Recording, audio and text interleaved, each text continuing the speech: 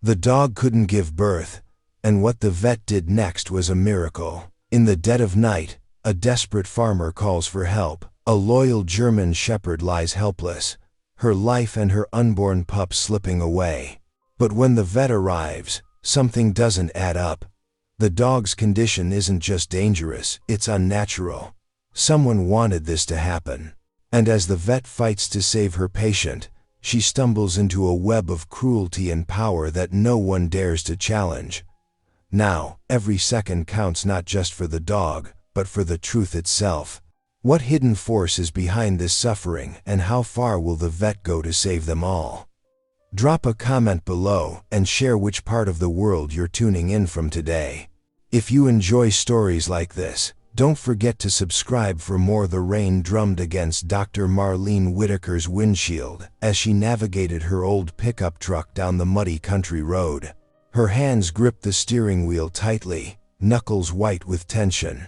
The late-night call still rang in her ears, a German shepherd in troubled labor, unable to deliver her pups. Every minute counted. The truck's headlights cut through the darkness, illuminating the elaborate iron gates of the Holcomb Ranch. Lightning flashed overhead, briefly revealing the vast expanse of the property. Marlene had heard stories about Ezra Holcomb, none of them pleasant. His reputation for breeding champion German shepherds was matched only by whispers of his ruthless business practices. She parked near the main barn, grabbed her medical bag, and hurried through the rain. Her worn white coat offered little protection against the elements, but her mind was focused solely on her patient. Before she could reach the door, it swung open with a loud creak. Ezra Holcomb's broad figure filled the doorframe.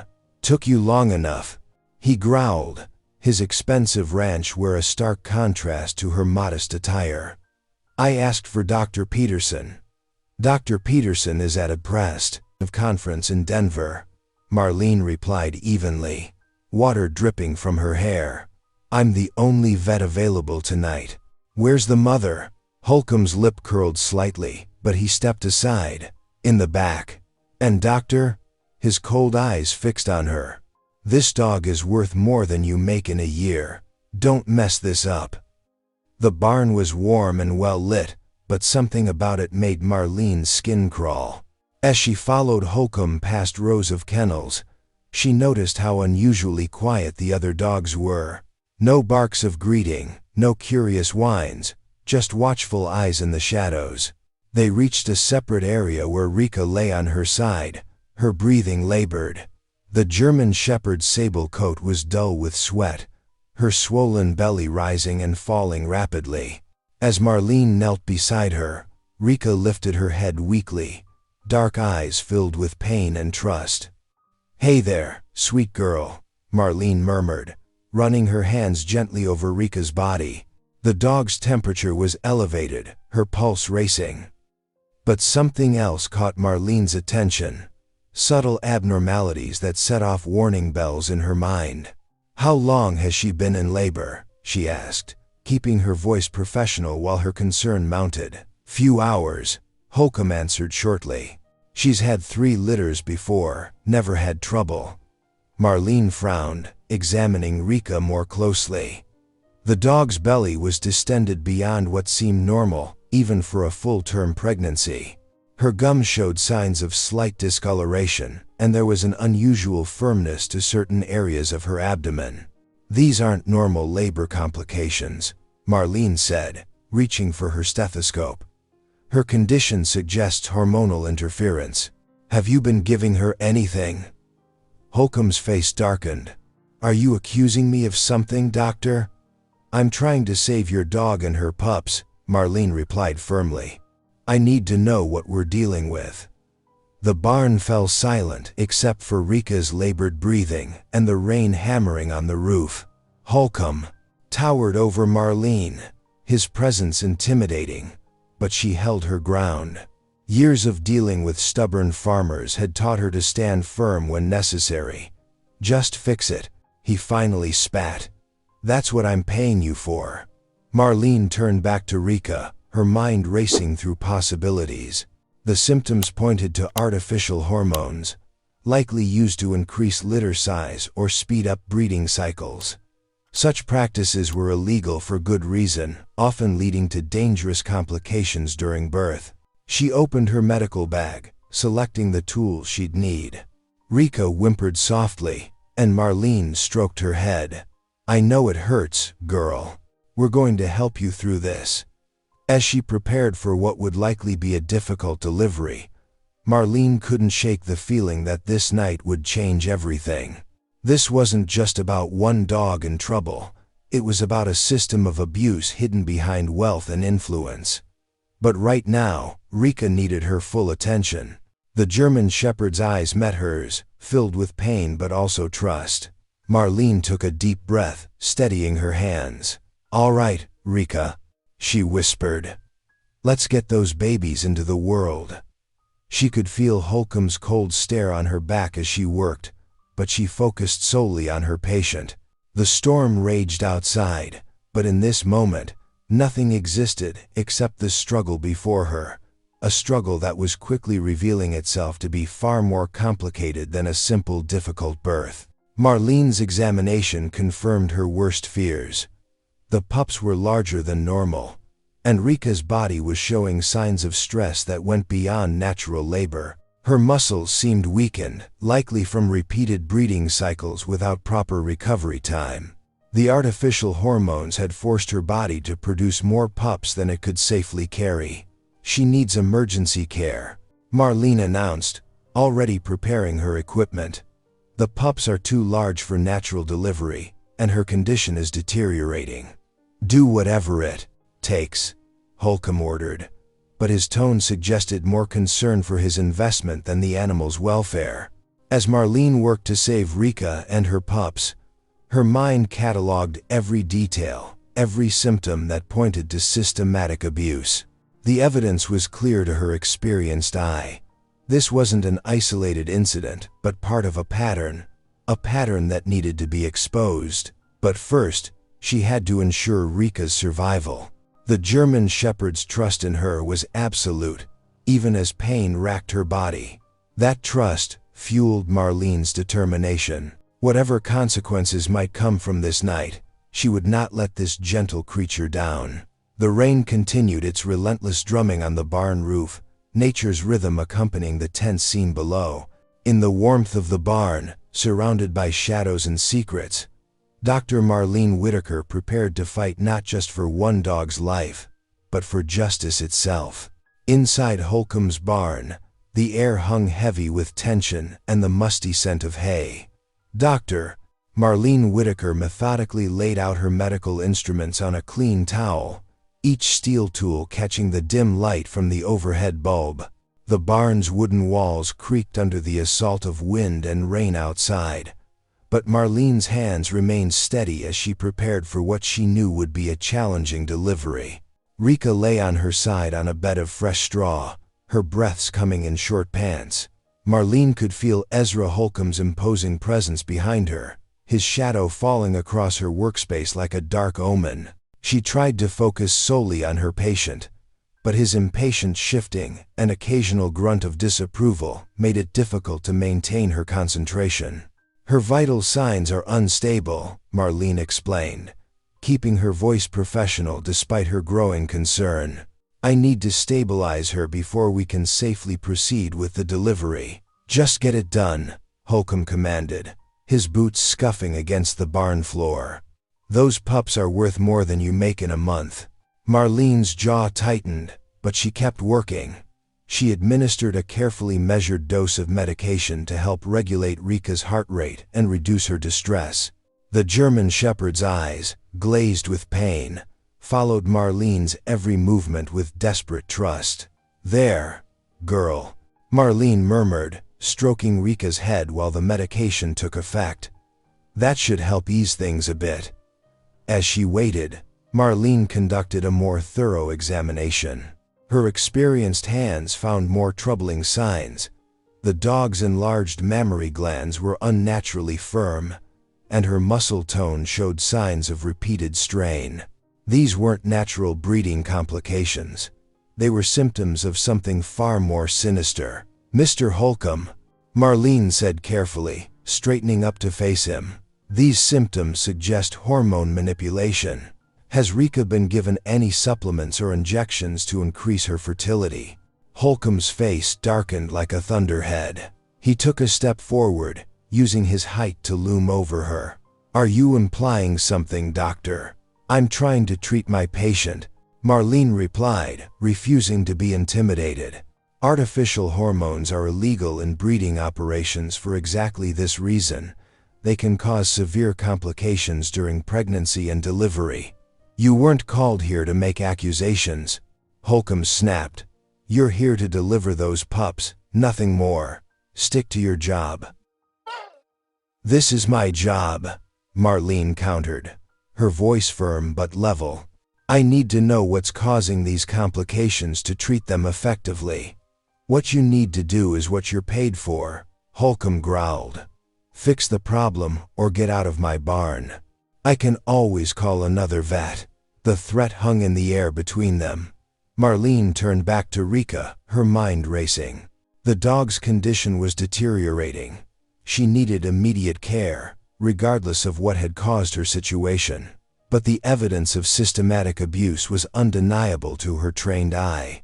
Marlene worked methodically over the next hour, monitoring Rika's vital signs and preparing for the delivery. The medication had helped stabilize her condition, but the underlying problems remained. Each time she discovered another sign of hormone manipulation, Holcomb's presence seemed to grow more menacing. She could feel his cold stare boring into her back as she worked. His occasional comments about the pup's value made it clear that Rika was nothing more than livestock to him, a breeding machine to produce profitable puppies. The thought made Marlene's stomach turn. As she prepared the necessary equipment for what would likely be a difficult delivery, Marlene documented everything she observed. Years of experience had taught her to notice details, the pattern of complications, the physical signs, the owner's behavior. Each piece added to a picture that grew more disturbing by the minute. She'll need follow-up care, Marlene stated, keeping her tone neutral. And time to recover before any future breeding. Holcomb's laugh was harsh. Just focus on getting those pups out safely. I'll handle the rest. The dismissiveness in his voice made it clear he had no intention of following her medical advice. Marlene felt her professional detachment slipping, replaced by a growing anger at the callousness of it all. But she kept her face composed. Rika needed her focused and clear-headed. As the storm continued to rage outside, Marlene worked to save both mother and pups, all while knowing that success tonight wouldn't end Rika's suffering. The German Shepherd's trusting eyes seemed to plead with her, asking for more than just medical care. They asked for justice. When she finally packed up her equipment hours later, Marlene's mind was made up. She couldn't walk away from this, not when she had seen such clear evidence of abuse. The fact that Holcomb's wealth and influence had apparently kept him above the law until now only strengthened her resolve. She left the barn with her medical bag feeling heavier than usual, weighted down with the responsibility of what she had discovered. The rain had settled into a steady drizzle, but Marlene barely noticed it. Her thoughts were already turning to what steps she would need to take next, what evidence she would need to gather, and how to protect Rika and other dogs from further abuse. Holcomb's final words followed her into the night. Remember, doctor, some things are better left alone. The threat in his voice was unmistakable, but it only confirmed what Marlene already knew. She had stumbled onto something dark, and she couldn't simply walk away. The fluorescent lights hummed overhead as Marlene sat at her desk, spreading out her hastily scribbled notes from Rika's examination. Her small clinic was quiet now, the evening appointments finished, leaving her alone with her growing concerns. She could still see those trust-filled eyes looking up at her, pleading for help. Running her weathered hands through her hair, she began typing her observations into her computer. The symptoms formed a disturbing pattern: enlarged mammary glands, excessive swelling, unusual muscle tone, and hormone levels that seemed far from natural. 20 years of veterinary experience told her this wasn't just a difficult pregnancy. "This isn't right," she muttered, pulling up medical journals on her computer. Her fingers flew across the keyboard as she searched through case studies and veterinary reports. With each article, her suspicions grew stronger. The symptoms matched perfectly with cases of synthetic hormone abuse, MA, a cruel practice used to force multiple pregnancies in breeding dogs. Marlene printed out several studies, highlighting the matching symptoms. Her desk soon became covered with papers, each one adding another piece to the puzzle. The evidence was clear. Someone had been administering illegal hormones to Rika, pushing her body beyond its natural limits to produce more puppies, more frequently. The clock ticked past midnight as 7. She reached for her phone, dialing a familiar number. "Jim, it's Marlene. Sorry to call so late, but I need to order some hormone test kits." The medical supplier's response made her sit up straighter. "What do you mean, account restricted? I've been ordering from you for 15 years. She listened, her face growing tighter with each word. The supplier's awkward explanation about new policies and restricted items rang hollow. This had Holcomb's fingerprints all over it. Trying to keep her voice steady, she called 3 more suppliers. Each conversation ended the same way. Suddenly her long-standing accounts were frozen or restricted. Holcomb's influence was already at work, trying to block her investigation before it could begin. The next morning brought more signs of trouble. Sarah, the local feed store owner who had always greeted her warmly, barely met her eyes when Marlene stopped in for supplies. The usual friendly chatter was replaced by terse answers and an obvious relief when Marlene left. At the coffee shop, conversations stopped when she entered. Old friends suddenly found reasons to sit at other tables. The whispers followed her. Troublemaker, outsider, trying to ruin a respected businessman's reputation. Back in her clinic, Marlene sorted through her mail, finding a letter from the local veterinary association. Her hands shook slightly as she opened it, reading the carefully worded reminder about professional conduct and avoiding unfounded accusations. "Unfounded?" she said to the empty room. Her evidence wall now held photos, medical reports, and detailed notes documenting every suspicious detail she'd observed. There was nothing unfounded about Rika's suffering. Her phone rang, another cancellation. That made 5 long-time clients who had suddenly found other veterinarians. Each loss hit hard, both financially and personally. Running a rural veterinary clinic wasn't lucrative in the best of times. These cancellations could destroy her practice. Marlene walked to the window, watching rain streak down the glass. She could still back away, pretend she hadn't seen what she'd seen. Holcomb's wealth and connections made him a dangerous enemy. Fighting him could cost her everything she'd worked for. The thought of Rika made her straighten her shoulders. That gentle dog was being systematically abused, her body pushed to dangerous limits for profit. How many other animals were suffering the same fate? How long had this been going on while people looked the other way? Turning back to her desk, Marlene began documenting everything. Every canceled appointment, every restricted account, every subtle threat. If Holcomb wanted to play hardball, she would be ready. She might be isolated, but she wasn't powerless. Her computer chimed with an incoming email. Opening it revealed another piece of the puzzle. TCAA, shipping records showing regular deliveries of unmarked packages to Holcomb's ranch from an overseas pharmaceutical company. The sender's address matched known suppliers of illegal breeding hormones. "Got you," she whispered, adding the records to her growing file. The evidence was mounting, but she knew she needed more. Holcomb wouldn't go down easily, and one mistake could destroy her chance to help Rika and expose the truth. A photo of Rika sat on her desk, taken during the examination. Those eyes seemed to look right through her, asking if she would be strong enough to stand up for what was right. Marlene touched the photo gently, making a silent promise. "I won't let you down, girl," she said softly. "No matter what it costs me." The rain continued outside as Marlene worked late into the night, building her case piece by piece.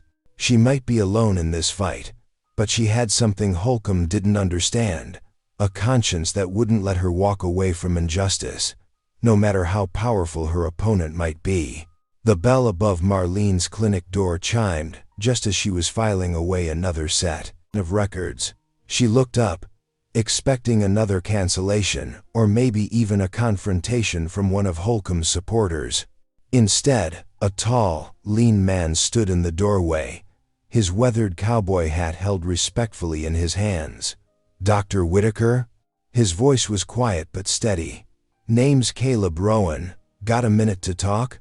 Marlene studied him carefully. His clothes were worn but clean, worn jeans, scuffed work boots, and a faded plaid shirt that had seen better days. His face was tanned from outdoor work, with lines around his eyes that spoke of both sun and worry. "What can I help you with, Mr. Rowan?" She kept her tone professional, guarded. These days, she couldn't be too careful. He shifted his weight, glancing at the empty waiting room before speaking. "Used to work for Holcomb. 3 years as his ranch hand, until last spring." His fingers tightened on the brim of his hat. "Been hearing things about you asking questions. About Rika."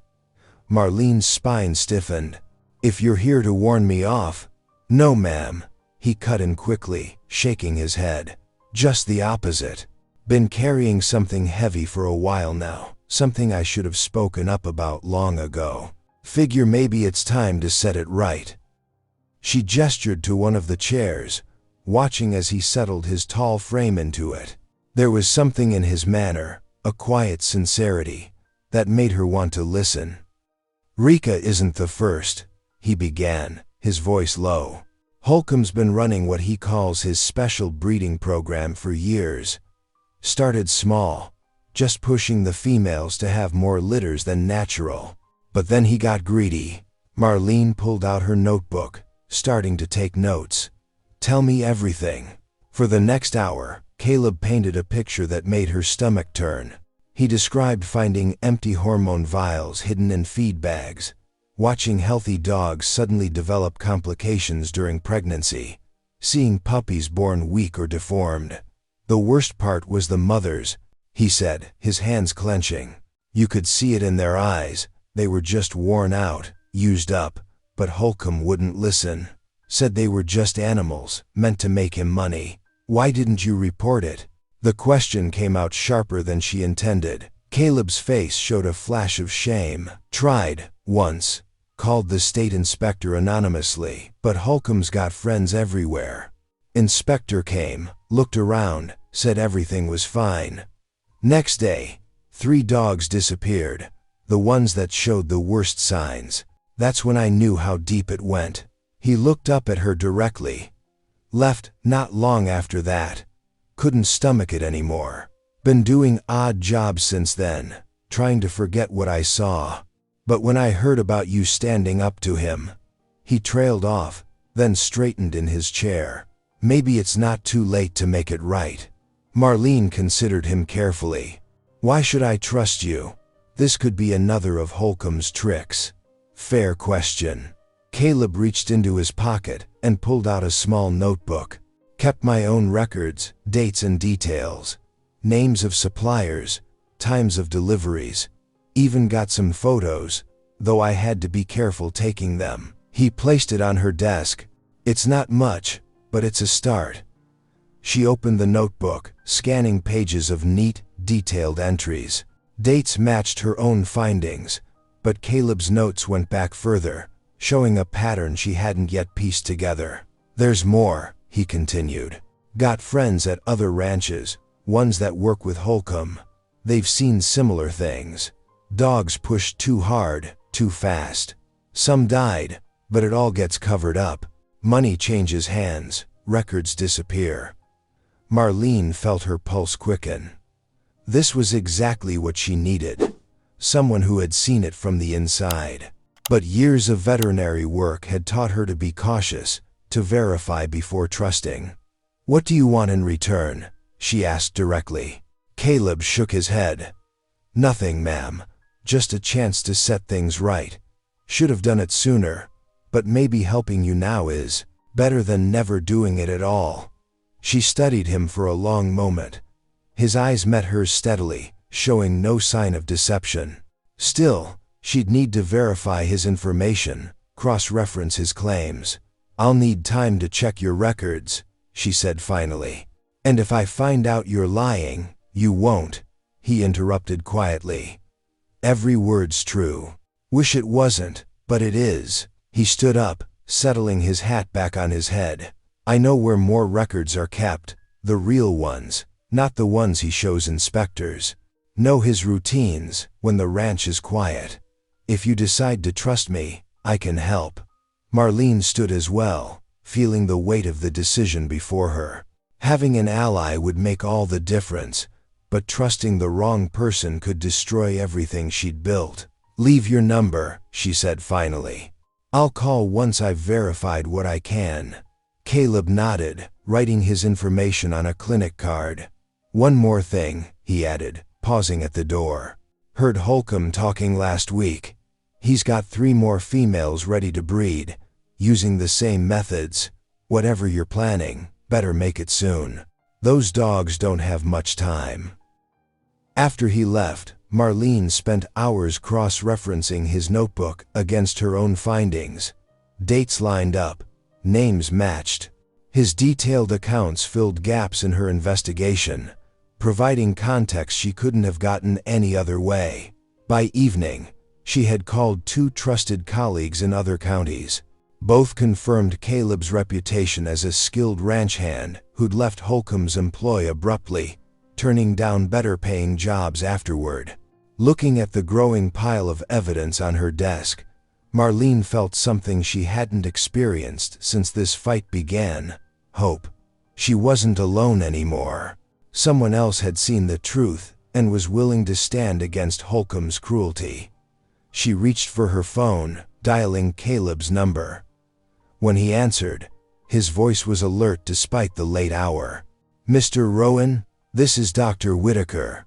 I've verified what I can of your information." She took a deep breath. "I think we need to talk more about those records you mentioned." Marlene stood in the doorway of her clinic, her heart sinking at the sight before her. Shattered glass crunched under her boots as she stepped inside. The waiting room was a disaster.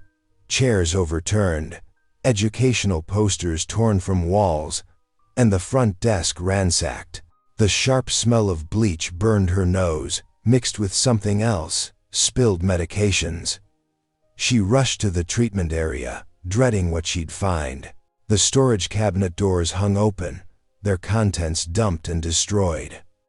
Vital medications lay crushed on the floor, mixed with broken glass from vials. Even the backup supplies she kept locked away hadn't been spared. Her hands trembled as she called the police, but even as she reported the break-in, she knew it wouldn't help. This was Holcomb's work, message, delivered with devastating clarity. "I'll send someone over," the dispatcher said, sounding bored. "But these things happen, you know. Probably just kids." Marlene didn't bother arguing. She hung up and called Caleb instead. He arrived within 20 minutes, taking in the destruction with grim eyes. "He's getting desperate," he said, already starting to clean up. "Means we're getting close."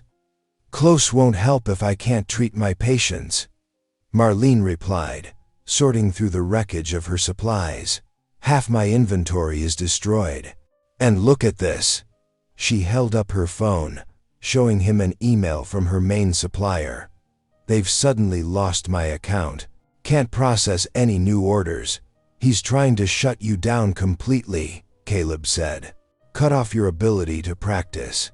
It gets worse." Marlene sank into the one unbroken chair. "Got a notice this morning from the State Veterinary Board.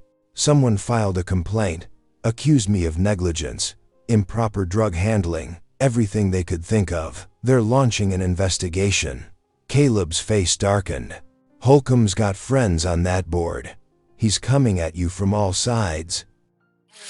They worked in silence for a while, salvaging what they could. Marlene tried not to think about how long it had taken to build this practice, to earn the trust of her clients.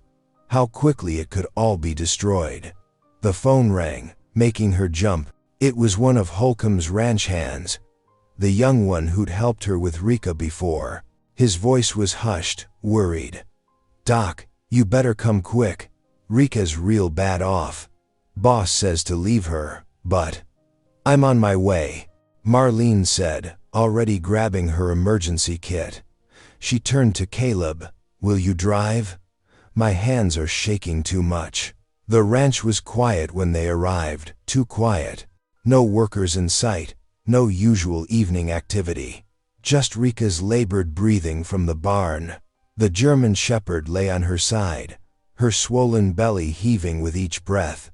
Her gums were pale, her temperature dangerously high. Marlene's examination confirmed her fears. One of the pups was stuck, and Rika was too weak to deliver naturally. "She needs surgery," Marlene said. "Right now, but I don't have all my supplies." "Use mine," Caleb interrupted. He pulled a duffel bag from his truck. "Been gathering extras, just in case. Not everything, but maybe enough." Marlene quickly assessed what they had. Limited anesthetic, basic surgical tools, no proper monitoring equipment. It would have to do. They transformed the barn's tool room into a makeshift surgery suite, working fast as Rika's condition deteriorated. Caleb helped her prep, following instructions perfectly despite his lack of medical training. "Hold her steady," Marlene ordered, administering the anesthetic. "We've got one shot at this. If we lose her, we won't," Caleb said firmly. "You can do this, Doc." The surgery was brutal. Sweat dripped into Marlene's eyes as she worked, every move carefully measured to conserve their limited supplies. The first pup was indeed stuck, positioned wrong. She freed it, carefully, but it wasn't breathing. While she worked to save the others, Caleb focused on the first pup, rubbing it vigorously with a towel. A tiny whimper rewarded his efforts. "That's it, little one," he murmured. "Fight." 2 more pups followed, both alive but weak. The 4th didn't make it. The 5th, incredibly, came out fighting. Rika's blood pressure dropped dangerously low. Marlene's hands never faltered, even as her heart raced. This was what she was meant to do, why she'd become a vet. Politics and threats didn't matter here, only saving lives. Finally, after what seemed like hours, she stepped back. "That's all of them," she said hoarsely. 3 survivors, plus the mother. "If she makes it through the night, she will," Caleb said, still tending to the pups. "She's strong, like her doctor." They cleaned up in exhausted silence, monitoring Rika's vital signs. The German shepherd's breathing steadied, her color slowly improving. The surviving pups nursed weakly but steadily. Dawn was breaking when they finished. Marlene's legs shook with fatigue as she packed up her supplies. Despite everything Holcomb had done, despite all he might still do, she felt a fierce triumph. He hadn't stopped her from saving these lives. "You did it," Caleb said quietly. "No matter what happens next, remember this moment. You did what was right, no matter the cost." Marlene looked at Rika, now sleeping peacefully with her pups. The German shepherd's trust in her had never wavered, even through the pain. That trust was a responsibility, a calling that went beyond any human conflict. "We did it," she corrected him.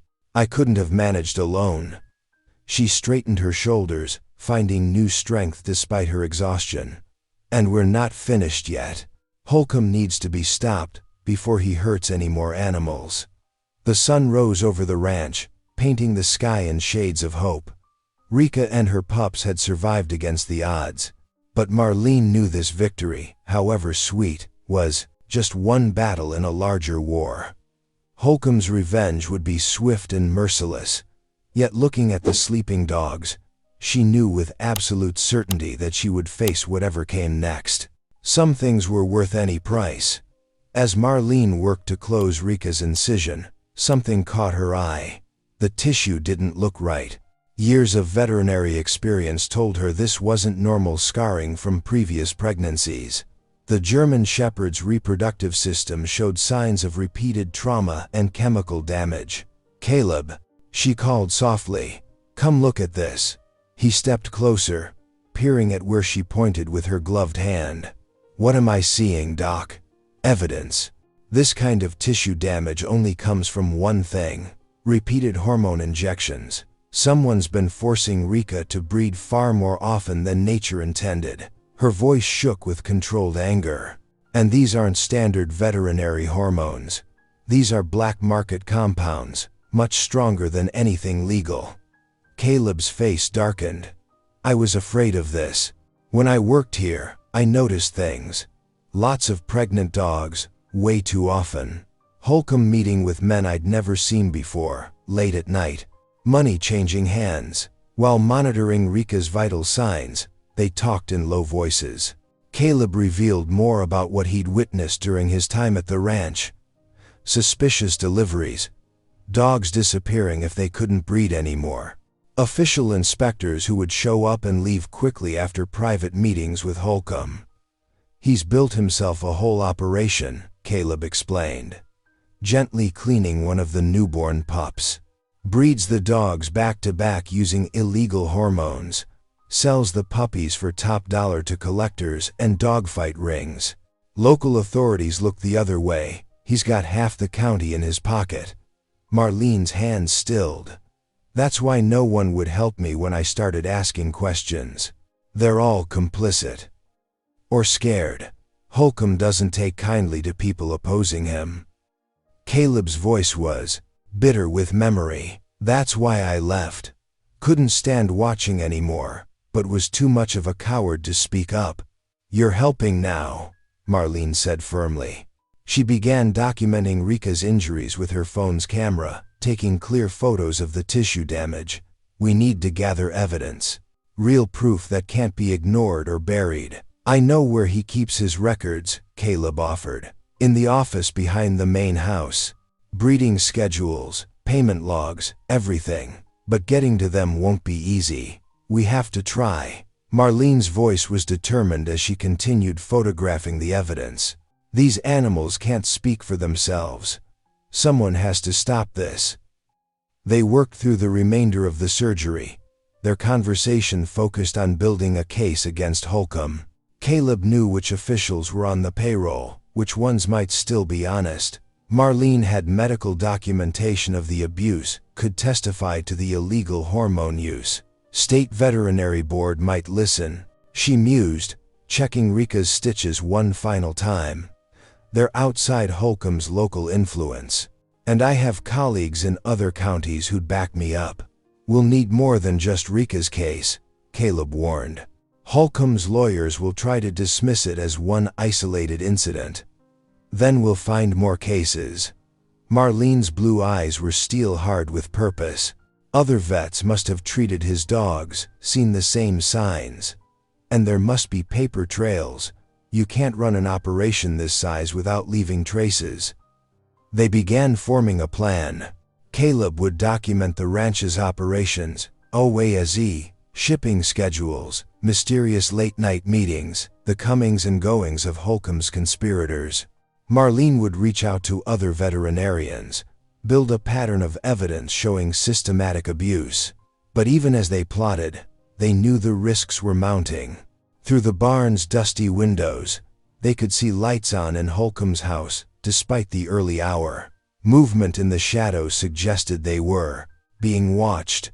He'll know something's wrong when he sees Rika's surgery went ahead without his permission, Caleb said quietly.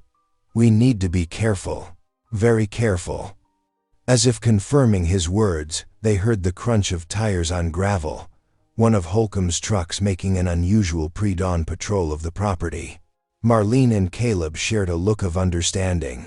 Their window of opportunity was closing fast. We should split up the evidence, Marlene whispered, handing Caleb her phone's memory card. "Safer not to keep it all in one place. And we need copies, lots of them, stored where he can't reach." They worked quickly to clean the makeshift surgery area, erasing all traces of their presence except for Rika's necessary medical care. The German Shepherd was recovering well, her pups nursing successfully. But looking at them, Marlene felt a new weight of responsibility. These animals' lives depended on her ability to expose the truth. Just then, Caleb stiffened. Through the barn's walls came the sound of Holcomb's voice, sharp with anger as he berated someone. The words were muffled, but the tone was clear. He knew something was happening outside his control. "Go," Caleb urged, taking the last of the medical supplies. "I'll finish here. Better if we're not caught together." Marlene hesitated. "Be careful. If he suspects, I know how to handle him." Caleb's smile was grim. "Been doing it for years. You just focus on building our case. But watch your back, Doc. Man like Holcomb, when he feels threatened, there's no telling what he might do." As Marlene slipped out of the barn into the gray dawn, she felt the weight of eyes on her. Somewhere in that big house, Holcomb was already plotting his response. She'd seen enough of his cruelty to know he wouldn't hesitate to destroy anyone who threatened his empire. But looking back at the barn where Rika lay healing with her pups, Marlene found her resolve hardening. Some fights couldn't be walked away from. Some wrongs had to be made right, no matter the cost. With the evidence of Holcomb's crimes carefully hidden away, she and Caleb had taken the first steps toward exposing the truth. Now they just had to survive long enough to finish what they'd started. The sun was fully risen as she drove away from the ranch, her mind already working on next steps. Behind her, Holcomb's domain loomed dark against the morning sky, a place where cruelty had flourished too long in shadow. But shadows couldn't survive in full daylight, and Marlene was ready to throw open the curtains, no matter what monsters might be revealed. The morning after the surgery, Marlene and Caleb worked methodically to protect both their evidence and Rika's family. They converted a back room of Marlene's clinic into a secure recovery space, complete with soft blankets and constant monitoring equipment. Rika lay there now, 3 surviving pups nestled against her belly. "She's healing well," Marlene said, checking the German Shepherd's vital signs. "The pups are strong too, fighters, just like their mama." Caleb nodded, his weathered face creased with concern. "Good thing we got them out when we did. Holcomb's been asking questions, sending his men around to check the other breeding kennels. They had spent the past 24 hours gathering what evidence they could." Caleb's knowledge of the ranch's operations proved invaluable. He knew which supply companies delivered the illegal hormones, which veterinarians had been pressured into silence, even which bank accounts might hide the money trail. "We need to get this to someone who can help," Marlene said, sealing another envelope of documents. "Someone beyond Holcomb's reach." "I know a reporter 2 counties over," Caleb offered. "She's been trying to crack stories about local corruption for years. Might be willing to help." They decided to make the drive that afternoon. The reporter's office was 3 hours away, through mostly empty ranch country. It seemed safer than staying in town, where Holcomb's influence grew stronger by the hour. The day was bright but cool as they loaded the evidence into Marlene's truck. She had insisted on bringing her medical bag too. Something about the tension in the air made her want to be prepared for anything. Caleb drove, his eyes constantly checking the rearview mirror. The first hour passed quietly. They stuck to back roads, avoiding the main highway where they might be more easily spotted. Marlene found herself relaxing slightly, watching the familiar landscape roll past. The golden afternoon light made everything look peaceful, almost ordinary. That peace shattered when they rounded a bend and found 2 black pickup trucks blocking the narrow road. "Hold on," Caleb warned, already hitting the brakes. But before they could fully stop, A third truck roared out from a concealed side track behind them, boxing them in. Men emerged from the vehicles, and Marlene's heart clenched when she saw they weren't bothering to hide their faces.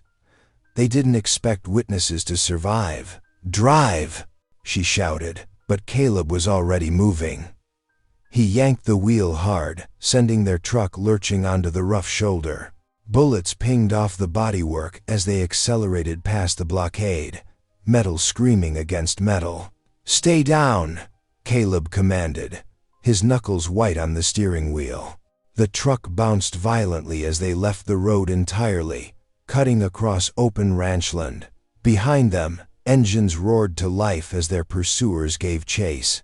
Marlene clutched her medical bag with one hand and braced against the dashboard with the other. Each impact felt like it would shake the truck apart. But Caleb knew this land. He guided them through gaps in fencing, across dry creek beds, always keeping just ahead of their pursuers. "There's an old ranch access road up ahead," he said through gritted teeth. "If we can reach it."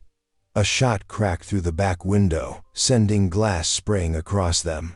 Marlene ducked instinctively, feeling stinging cuts on her neck and arms. When she looked up, she saw blood on Caleb's temple where glass had caught him. "You're hurt," she started to say, but he shook his head. "Just keep that evidence safe," he ordered. "Everything we've got on Holcomb is in those files. Can't let them get it."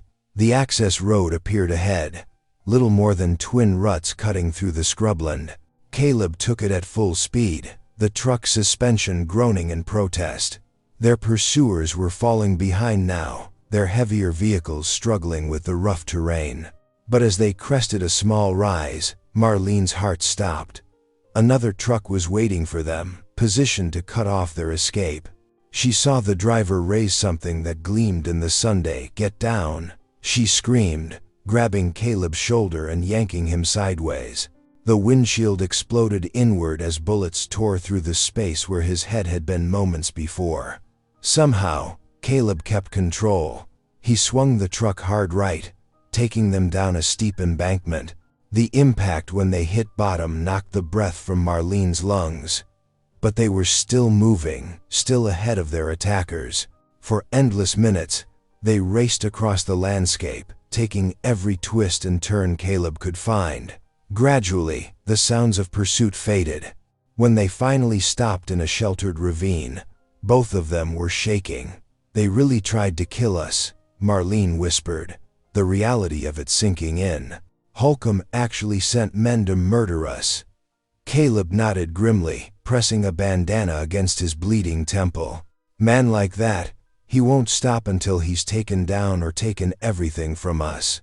No middle ground anymore." They checked their precious cargo. The evidence was intact, though scattered across the truck's floor. As Marlene helped Caleb clean his wounds, she knew they had crossed a line. This wasn't just about saving Rika anymore. It was about surviving long enough to expose a monster who would be murder to keep his secrets. "We need help," she said finally. "Real help, not just a reporter. This is bigger than we can handle alone." "Agreed." Caleb started the truck again, its engine protesting but still running. "I know some people, good people, with badges and authority. Time to call in every favor we've got." They drove on through the gathering dusk, battered but alive. Behind them lay the wreckage of Holcomb's ambush. Ahead lay uncertainty, danger, and the desperate hope that truth could still triumph over power and greed. The sun was setting as they finally reached civilization, casting long shadows across the land. In Marlene's bag, the evidence of Holcomb's crimes waited to be revealed. But now they knew the true cost of exposure. The question was no longer just about justice, it was about survival. The town hall buzzed with tension as Marlene stood at the podium, her hands steady despite her racing heart. The wooden surface felt cool beneath her palms as she surveyed the packed room. Nearly 200 faces stared back at her, farmers, ranchers, townspeople she'd known her entire life. Ezra Holcomb sat in the front row, his expensive boots crossed at the ankles, a smile playing at the corners of his mouth. He looked more amused than concerned, and that only strengthened Marlene's resolve. For years, she began, her voice clear and strong, we've trusted Ezra Holcomb with our community's respect. Today, I'm here to show you the true cost of that trust. She nodded to Caleb, who wheeled in a cart carrying 3 kennels. Inside were the surviving puppies from Rika's litter, still weak, but alive. A murmur rippled through the crowd as Caleb carefully lifted one out, showing the assembled townspeople its deformed legs and struggling breathing. These pups, Marlene continued, were born to a mother deliberately poisoned with illegal hormones. Their conditions aren't natural, they're the result of systematic abuse. She projected photos onto the polisher wall behind her, medical charts, tissue samples, chemical analyses. The technical evidence might have gone over some heads, but the next images hit home. Documentation of Rika's suffering, the needle marks, the surgical scars. I have proof that Holcomb has been running an illegal breeding operation. He's been forcing dogs to produce multiple litters per year, far beyond what's safe or natural. When they can't breed anymore, they disappear. The crowd's whispers grew louder. Marlene saw several people turn to stare at Holcomb, whose smile had finally slipped. "But don't take my word for it," she said, and gestured to Caleb. He stepped forward, his voice rough but clear as he described what he'd witnessed while working at the ranch. Other former employees followed, each adding their piece to the damning picture. For a moment, victory seemed within reach. Marlene watched faces in the crowd shift from skepticism to horror to anger. The town council members leaned forward in their seats, expressions grave. Even the local sheriff was taking notes. Then Holcomb stood up. "This is quite a performance, Dr. Whitaker," he said, his voice carrying easily through the room. "I must admit, I'm impressed by your creativity, but I think it's time we address the real issue here." He pulled out a thick folder and began distributing copies to the council members. "These are reports from state veterinary investigators. They detail numerous violations at Dr. Whitaker's clinic, expired medications, improper record-keeping, unauthorized procedures." Marlene's stomach dropped. She'd been so focused on gathering evidence against Holcomb, she hadn't noticed him building a case against her. "The truth is," Holcomb continued, his voice dripping with false concern, "Dr. Whitaker has been struggling for some time. Financial pressures, declining standards. It's a shame to see. But when she started making these wild accusations, well, I felt obligated to alert the proper authorities." He produced another document, this one bearing the State Veterinary Board's letterhead. "They've launched a formal investigation. Her license could be suspended pending review." The mood in the room shifted palpably. People who moments ago had been nodding along with Marlene now avoided her eyes. She saw whispered conversations breaking out, heads shaking. "As for these poor puppies," Holcomb said, gesturing to the kennels, "they were born with birth defects, tragic, but natural. Dr. Whitaker's claims about hormones are based on flawed tests she conducted in her own substandard facility. The state lab found no evidence to support her accusations." Marlene stepped forward. "That's because you bribed them. We have proof. More accusations without evidence." Holcomb cut her off smoothly. "This pattern of erratic behavior is exactly what concerns the board." The town council chairman cleared his throat. "Dr. Whitaker, these are serious allegations against you. Perhaps we should adjourn until this licensing matter is resolved." "No," Marlene protested. "Look at these puppies. Look at what he's done." But people were already standing, gathering their things. The council members wouldn't meet her eyes as they filed out. Even some of the witnesses who had agreed to speak suddenly had urgent elsewhere to be. In less than 15 minutes, the room had emptied, except for Marlene, Caleb, and Holcomb. The rancher approached her slowly, straightening his expensive jacket. "You should have stayed in your lane, doctor," he said quietly. "Now look what you've done to yourself. No clinic, no license, no credibility. All because you couldn't mind your own business." "This isn't over," Marlene said, but her voice shook slightly. Holcomb smiled. "Oh, I think it is. By this time next week, you won't be able to practice in this state. By next month, these ridiculous allegations will be forgotten. And you'll be nothing but a cautionary tale about knowing your place." He walked out, boots clicking on the wooden floor, leaving Marlene standing amid the scattered remains of her evidence. Papers that had seemed so damning now looked flimsy and inadequate. The puppies whimpered in their kennels, and she felt tears burning in her eyes. "He planned this," she whispered. "The whole time we were gathering evidence against him, he was working to destroy me." Caleb put a hand on her shoulder. "We're not done fighting, Doc. There's got to be a way." But Marlene just stared at the empty room, the weight of defeat crushing down on her. Everything she'd worked for, her practice, her reputation, the trust she'd built in the community, was crumbling around her. And somewhere on his sprawling ranch, Holcomb was probably already planning his next batch of illegal breeding, knowing he'd neutralized the only person who dared to stand against him. The setting sun cast long shadows through the town hall windows, darkness creeping across the floor like fingers reaching for her feet. In the distance, she could hear life going on as normal. Cars passing, people talking, the world turning away from uncomfortable truths in favor of comfortable lies. Marlene sat in her dimly lit clinic, surrounded by medical files and evidence that now seemed worthless. But when she heard Rika's gentle whine from the recovery area, something sparked inside her. The German shepherd's eyes held unwavering trust, even after everything she'd endured. "Maybe we've been going about this all wrong," Caleb said, leaning against the doorframe. "Documents can be falsified, but living proof? That's harder to ignore." Marlene stroked Rika's head, considering his words. "The county board meeting. It's our last chance." The next morning, they carefully loaded Rika and her surviving pups into Marlene's truck.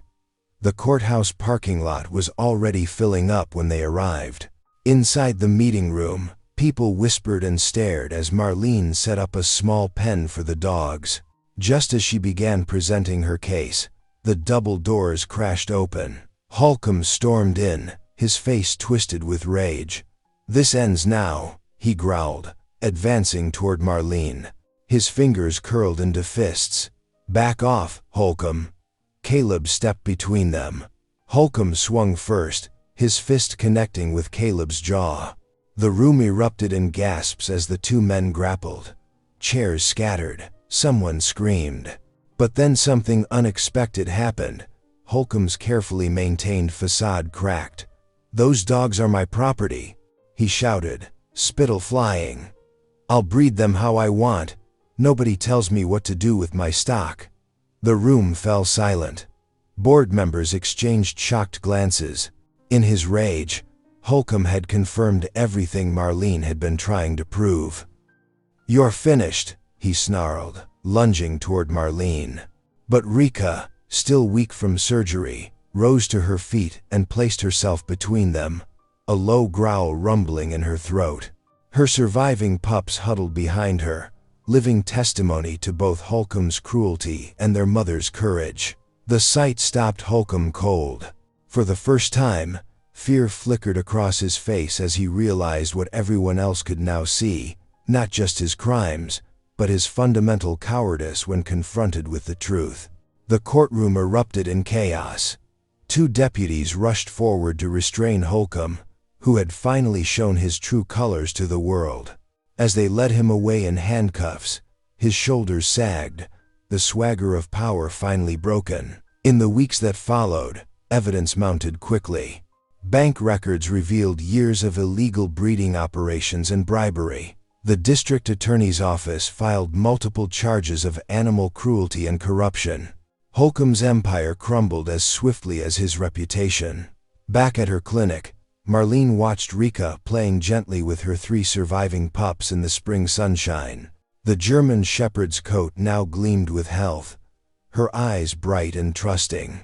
The smallest pup, whom Marlene had hand-fed through those first critical days, wobbled over to lick her hand. "You did it," Caleb said softly, coming to stand beside her. His presence felt as natural as breathing now, steady and sure.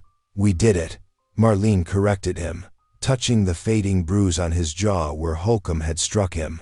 The afternoon light caught the silver tags on Rika's new collar. He would never return to Holcomb's ranch.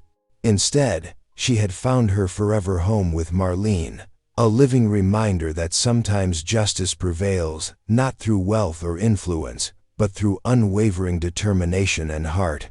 Looking at Caleb's gentle smile and feeling Rika's warm presence against her leg, Marlene realized that her victory had brought her more than just professional vindication. It had brought her a family, bound together by love and trust, rather than blood.